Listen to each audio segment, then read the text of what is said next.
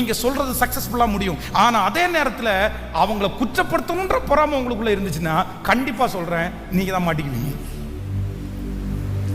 ஒரு வீட்டுக்கு அதான் தாவீது சொல்லும்போது சொல்றான், நான் இங்க வந்ததற்கு முகாந்திரம் பூசலாம் சிஸ்டர், முழுகலாம் சிஸ்டர். பூசி முழுகி பேசி இரக்கத்தை சம்பாரிச்சு நீங்க என்ன வேணாலும் நடிக்கலாம் சிஸ்டர். ஆனா இப்போ உங்க மனசாட்சிக்கு தெரியும் உங்க இன்டென்ஷன், உங்க நோக்கம் என்ன. சொல்லுங்க, எதுக்காக நீங்க பழகுனீங்க, எதுக்காக நீங்க பேசிங்க, எதுக்காக அந்த வேலை.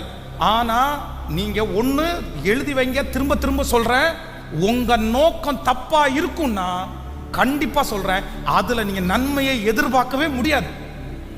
எத்தனை பேர் உங்களுக்காக ஜெபம் பண்ணாலும், இயேசுவே வந்து முன்னாடி நின்னாலும், உங்க நோக்கம் சரியில்லை, கண்டிப்பா அது தப்பா தான் போகும்.